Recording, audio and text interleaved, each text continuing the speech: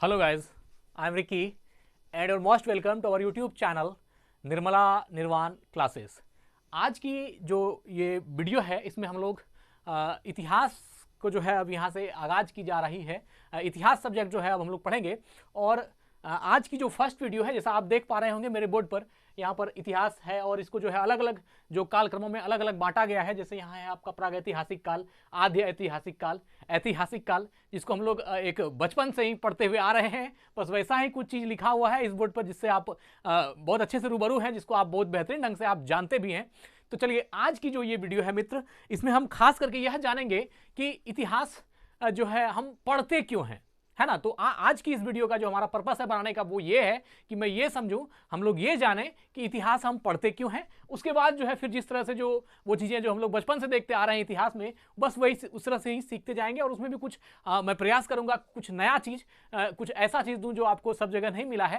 खैर आज की जो वीडियो है हम इस पर आते हैं और जो चूंकि उन बातों पर मैं बातें करता जाऊँगा तो ये विषय से विषयांतर होगा। अभी जो है हम बात करने वाले हैं वो इस बात पे कि इतिहास जब हम आगाज़ कर रहे हैं तो यह भी हमारे लिए जानना बेहद ही आवश्यक है कि इतिहास आखिर हम क्यों पढ़ते हैं, या आखिर ऐसी क्या बात है या ऐसी कौन सी चीज़ है जिसके लिए हमको इतिहास पढ़ना चाहिए, या कुछ तो ऐसा रीजन है जिसके लिए हमको इतिहास पढ़ना चाहिए। जैसे मान लीजिए कि एक उपयोगितावादी दृष्टिकोण से हम देखें तो हमको ये बात समझ में आती है कि हमें इतिहास इसलिए पढ़नी चाहिए क्योंकि उनसे हम पीछे जो पीछे गलती हुई है ना, वो गलती आगे ना हो, है ना। अतीत में हम जाएं और देखें इतिहास को कि कौन सी किस तरह की गलतियां जो है हमने की है, फिर उससे हम ग्रहण करें और उसको वर्तमान के साथ जो है फिर हम भविष्य में कुछ डिसीजन लें, या फिर उस गलती को मैं ना दोहराऊं, ऐसा इसको इस चीज़ को देखने के परिप्रेक्ष्य में हम इतिहास को समझें कि यह भी एक अच्छा दृष्टिकोण है, उपयोगितावादी है, लेकिन कि हाँ उससे हमें क्या फ़ायदा हो रही है। फ़ायदा ये हो रहा है कि जो चीज़ गलती हम पहले किए हैं वो अब ना करें। खैर ये एक पॉइंट हुआ कि इस वजह से भी हम इतिहास को पढ़ें, और भी बहुत सारा रीजन है जिसको आज हम देखने वाले हैं मित्र इसमें। तो सबसे पहले है कि इतिहास न केवल भूतकाल से संबंधित है अपितु यह वर्तमान से भी संबंधित है और यह भविष्य को भी तय करती है। मतलब कि भूतकाल से प्रेरणा ग्रहण करें, वर्तमान में जिएं और उसके द्वारा जो है भविष्य की योजना बनाएं, या भविष्य में जो कुछ भी करना हो उसको अभी से अतीत को देखना, वर्तमान में जीना और जो भविष्य है उसके लिए योजना बनाना। ये चीजें हमें इतिहास सिखाती है या इतिहास से हमें ये लाभ मिलता है।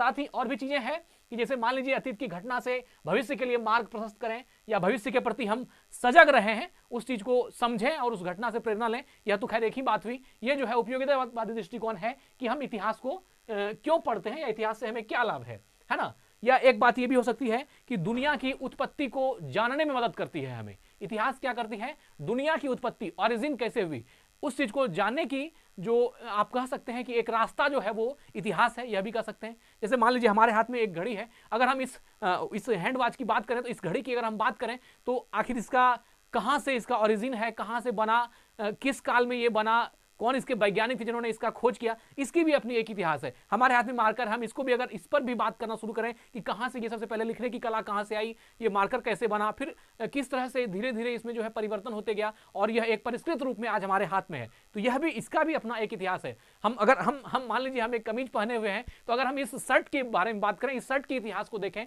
तो कहाँ से ये आरंभ हुआ। आप जानते हैं कि सिंधु काल में भी जो है कपास के कुछ अंश मिले थे, वहां से कपड़ा का कुछ, तो इस तरह से बहुत सारी चीजें हैं। मतलब कि इतिहास कुल मिलाकर के यह बात है कि अगर कोई भी तथ्य सामने है, अगर उसकी हम पूरी कहानी को जाने, उसके ओरिजिन से उसको जानना, मतलब कि आगाज से अंजाम तक जानने की प्रयास करें, तो वह किसके अंतर्गत आएगा, इतिहास के अंतर्गत आएगा, है ना। कुछ भी इसी तरह जो मानव की सभ्यता का काल है आप उसको देखेंगे तो जैसे मान लीजिए हमने लिखा है इतिहास को 3 भागों में, प्रागैतिहासिक काल, तो पूरा पाषाण काल, मध्य पाषाण काल, इन सब में क्या है, सिर्फ जो है किस तरह से पीढ़ी दर पीढ़ी मानव का विकास होता हुआ आया है, इसी चीज को तो हम इतिहास में देख रहे हैं।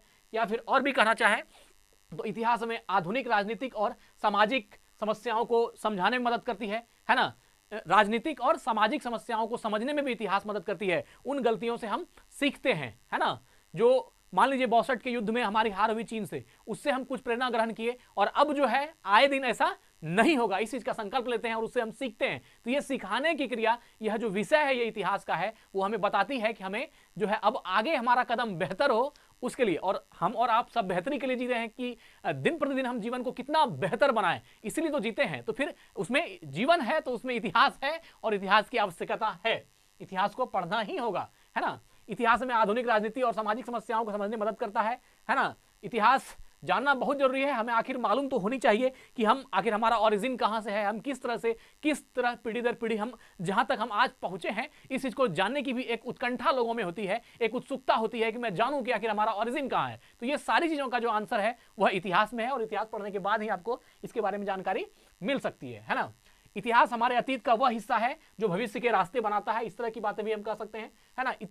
एक अगर हम कहना चाहें तो इतिहास एक बुजुर्ग है ना। इतिहास जो है वह एक बुजुर्ग है जिसके पास दुनिया का सर्वाधिक अनुभव है।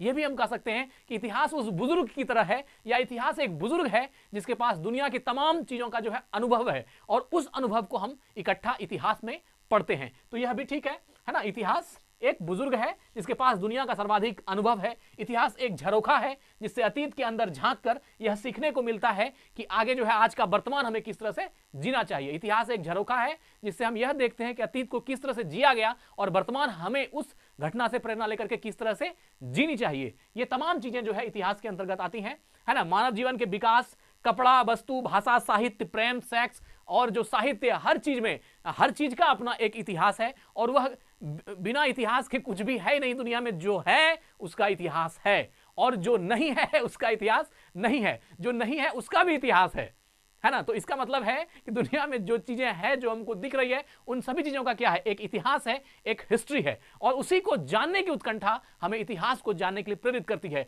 आज के वर्तमान समाज के परिप्रेक्ष्य में अगर हम देखें तो हम देखेंगे कि जो हमारी शासन व्यवस्था है ना, क्या हम मुगल काल की भी शासन व्यवस्था को देखते हैं, हम वैदिक धर्म में जाएं, वहां भी जो है किस तरह से समाज था, किस तरह से बटा हुआ था।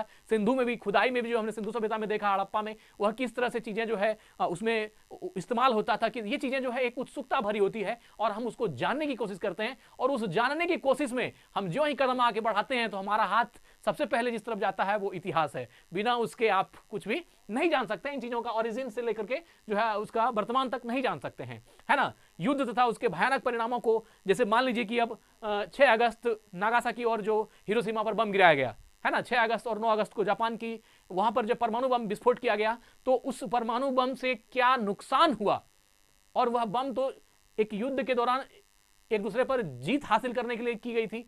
अमेरिका ने उसका नुकसान देखा और साथ ही जीतने के बावजूद भी यह सीखा कि इस तरह से जो है जानलेवा बमों का जो है इस्तेमाल नहीं करना चाहिए। तो अब वह तो उस समय जो घटना हुई वो घट गई, लेकिन आज का मानव पद्धति, आज जो हमारे देशवासी हैं वो जल्दी इस चीज का इस्तेमाल नहीं करेंगे। वो उस घटना से प्रेरणा लेकर के, है ना, वो जीत भी तुच्छ हो जाती है जिसमें जो है इतना जान माल की क्षति हो कि जिसको देख करके हृदय विदरित हो जाए। तो इस तरह की घटनाएं जो है वो इतिहास को देख करके ही हम वर्तमान में समझते हैं और जो है उसको सीखते हैं और उसको सीखते चले जाते हैं।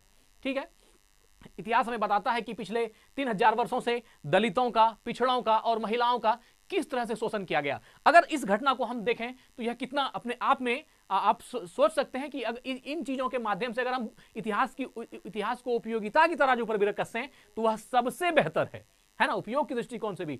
अब बताइए, दलितों पर, महिलाओं पर और जो है इन पर जो जुल्म हुए हैं 3000 सालों से, कौन बताएगा उस चीज को, कौन सिखाएगा। हम तो आज के पैदा हुए हैं तो हमको क्या मालूम, लेकिन वो चीजें, वो झरोखा इतिहास ही है जो हमें उस तरफ दिखाती है और उस अतीत को बताती है कि किस तरह से उनका शोषण किया गया, और उस घटना से हम सीखते हैं और वर्तमान समय में इसको लागू करते हैं कि अब ये चीज नहीं होनी चाहिए। जो शोषित हैं, जो दलित हैं, उनका शोषण अब नहीं होना चाहिए। तो यह जो है एक उपयोगितावादी है, और साथ ही यह एक जीवन का जो पद्धति है वह कैसे बेहतर हो, इसमें इतिहास का सबसे बड़ा योगदान है ना। तो ये चीजें भी इतिहास में आपका जो है हमें सिखाती है। इतिहास में बुद्ध, महावीर, गांधी, है ना, गौतम और जो आपके ऋषि हैं Vivekananda, Nelson Mandela, Mother Teresa, इन जैसे महान महान हस्तियों से हमें कुछ सिखाती है, हमें प्रेरणा ग्रहण करने को कहती है, ताकि हम भी उस प्रेरणा के स्रोत को ग्रहण करें और हम भी उससे प्रेरणा पाकर हम भी अपना जीवन उस तरह का बनाएं। यह भी इतिहास सिखाती है। जिस तरह वह जो है, अगर मान लीजिए कि जिंदगी में वह हर चीज को एक एंगल से है ना, और जो है एक तरह से कह सकते हैं इतिहास एक यात्रा है। इतिहास क्या है? एक यात्रा है, और वह मानव के विकास की यात्रा है। किस तरह से व्यक्ति जो है, मानव जो है विकास करते आया, और वह किस तरह से आप देख रहे हैं प्रागैतिहासिक काल से आद्य ऐतिहासिक काल, आद्य ऐतिहासिक काल से ऐतिहासिक काल, ऐतिहासिक काल में प्राचीन काल, मध्यकाल, आधुनिक काल, और यहाँ नेहरू काल और विश्व इतिहास। तो ये चीजें, यह जो है, यह यात्रा जो है प्रागैतिहासिक से आरंभ होकर के यह जो विश्व इतिहास, नेहरू तक, गांधी तक की जो इतिहास है, यह क्या है? यह मानव का विकास यात्रा है ना। यह मानव के विकास यात्रा है। इतिहास एक यात्रा है, मानव की यात्रा। मानव के विकास की यात्रा में आने वाले अनगिनत पड़ाव ही इतिहास कहलाते हैं, है ना। मानव के विकास की यात्रा में आने वाले अनगिनत पड़ाव ही क्या कहलाते हैं? इतिहास कहलाते हैं, है ना। और दूसरों की गलतियों से सीखो। चाणक्य ने कहा था कि दूसरों की गलतियों से सीखो। अगर हर चीज खुद को ठोकर लगने के बाद सीखने का प्रयास करोगे तो तुम्हारी जिंदगी क्या है, बहुत छोटी पड़ जाएगी। इसलिए कुछ चीजों को आप वहां से सीखें, है ना, जिसको अगर हमारा नहीं किसी और को भी ठोकर लगा तो उस ठोकर से हम सीखें। ये इतिहास सिखाती है, और इसलिए इतिहास की आवश्यकता भी है ना। तो फिर ठीक है, दूसरों की गलतियों से सीखो, अपने ही ऊपर प्रयोग करके सीखने को तुम्हारी आयु जो है बहुत कम पड़ जाएगी। हर गलती को हम चाहें कि हम खुद पर बीते तो ही हम सीखेंगे, तो फिर इसमें क्या होगा, हमारी उम्र बहुत कम पड़ जाएगी। तो मित्रों, आज जो है हम सिर्फ इस वीडियो को हमारा बनाने का सिर्फ ये उद्देश्य था कि इतिहास क्यों पढ़ना चाहिए, या इतिहास से क्या लाभ है, या इतिहास की क्या उपयोगिता है। हर दृष्टिकोण से हमने आपको सिर्फ ये बताने का प्रयास किया है कि इतिहास क्यों पढ़ना चाहिए, है ना, और इतिहास का जो है क्या लाभ है, क्या उपयोगिता है। तो आज की वीडियो में हम बस इतना ही रखते हैं।